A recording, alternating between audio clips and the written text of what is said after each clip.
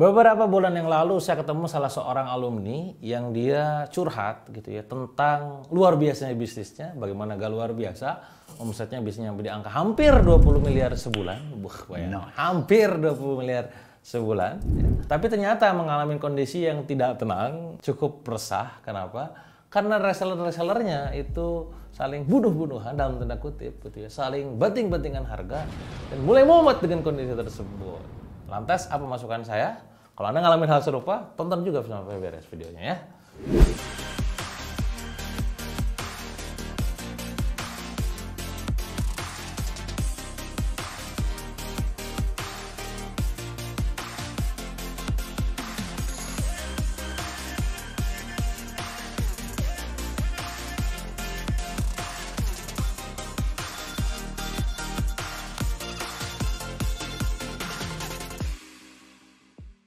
Oke kawan-kawan, dalam industri dunia pasukan, ya jadi pada saat Anda berbisnis menggunakan pasukan itu entah itu reseller, entah itu agent, entah itu distributor, makelar, affiliate, apapun itu, akan selalu terjadi yang namanya drama. Wah, kan?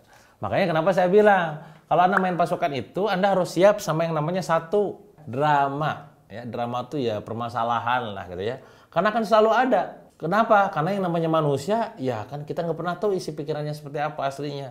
Kita muji si A, isi B yang baper. Kan? Kita lakuin si C, yang D kena masalah, kena imbas gitu.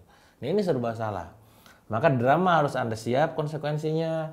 Termasuk yang kedua, Anda harus menerima yang namanya kritikan dan masukan. Anda harus siap berhadapan dengan orang-orang yang baperan. Kan? Anda harus siap melakukan yang namanya pembinaan, menyiapkan yang namanya kurikulum, dan lain-lain. Itu konsekuensi ketika Anda itu main pasukan, entah itu reseller, agent, distributor, ataupun lain-lain. Sekarang bagaimana seandainya sudah terlanjur, pasukan kita ini, si reseller, si agent, distributor, udah terlanjur perang-perang harga, atau katakanlah saling bunuh-bunuhan. Gimana nih? Gitu.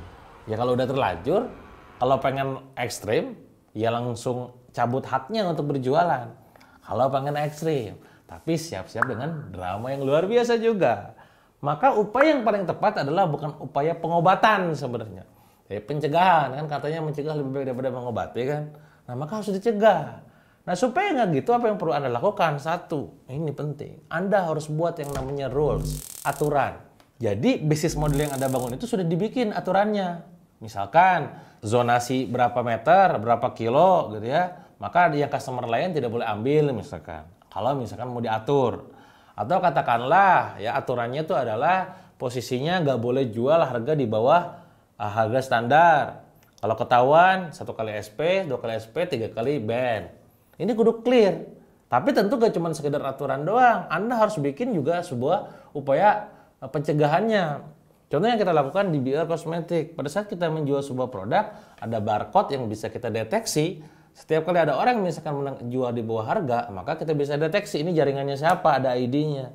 Sehingga tidak lagi asal kira-kira. Ini bukan punya saya kok, bukan punya saya. Woi, bukan punya saya apaan? Lu nih produknya punya lu, akunnya. Gak bisa bohong. Jadi aturan ini kudu dilakukan juga dengan sistem yang memang mendukung. Itu nomor satu. Jadi aturannya kudu clear. Harganya diatur atau enggak. Termasuk juga gini. Anda reseller aja distributor. Distributor boleh gak jual ke end user? Distributor hanya menjual ke agent atau juga membina reseller? Atau jual ke end user boleh enggak? Itu kan harus diatur. Itu ranah pasukannya doang. Belum nanti ranah pusatnya. Pusat boleh jualan kagak? Jangan-jangan nanti pusat jualan dimarahin lagi kan? Nah ini perlu diatur semuanya sekali lagi tentang rules. Sebuah prinsip dalam hidup saya itu ya bahwa barang siapa yang mengendalikan sebuah frame rules, maka dia akan mengendalikan semuanya gitu. Nah maka sekali lagi perlu Anda membuat sebuah aturan. Kalau Anda nggak buat aturan, orang lain akan bikin aturan. Dan orang lain akan sesuai mungkin mau nuduh Anda, meminta Anda untuk ngikutin aturan dia. Kan nggak mau. Kedua, kode etik. Apa itu kode etik? Etika-etika yang memang perlu dilakukan, yang tidak boleh dilakukan. Do and done-nya. Bahwa karakteristik di promosi di sosial media, misalkan tidak boleh jelek-jelekin kompetitor. Tidak boleh misalkan menghijack ataupun mengakuisisi, ngejapri orang-orang lewat grup misalkan. Tidak boleh rusuh, tidak boleh bikin postingan yang begini. Nah itu tuh ya semua itu tuh diatur gitu loh. Jadi selain rules tentang bisnisnya, kode etik dalam menjalankan promosinya.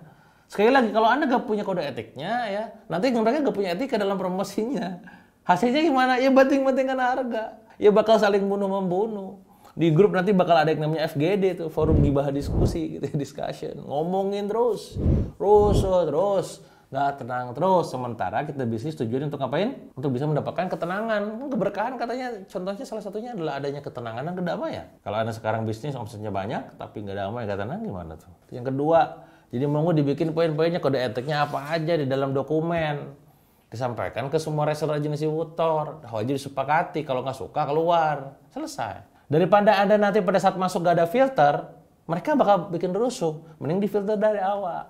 Nomor 3 adalah value. Ataupun yang nama lainnya adalah culture. Terutama value dari ownernya, value dari foundernya gitu. Apa value-value yang ingin Anda terapkan ke mereka?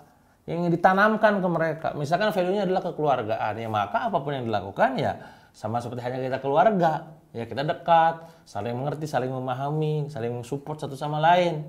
Kompetitor, ada orang Malang, 2 distributor, 2 agent. Harusnya kan kompetitor. Tapi karena kita keluarga ya saling support aja ketika produk ini nggak ada, bantu dari kamu dan seterusnya. Atau value-nya misalkan vibrasi positif. Ya berarti jangan ada rusuh-rusuh di komentar ataupun di grup. Termasuk saling iri dengki di postingan gitu loh. Value-nya misalkan entrepreneurship misalkan. Ya kalau entrepreneurship value-nya ya maka Anda perlu lakukan yang namanya stok dong. Masa entrepreneur gak pernah nyetok produk ya. Ngomongnya distributor, mental dropshipper, gimana ini? Wah, nusuk ya. Nah ini perlu ada yang namanya value. Nah value itu yang Anda tuangkan. Dan menyampaikan value itu bukan cuma sekedar memberi contoh, tapi ngasih contoh. Ya kalau kita misalkan ngomong, ayo vibrasi positif, misalkan. Kitanya sendiri nggak pernah ngasih vibrasi positif. Ayo semangat, tapi kita sendiri adalah orang yang paling lemes, gitu kan, yang nggak pernah semangat.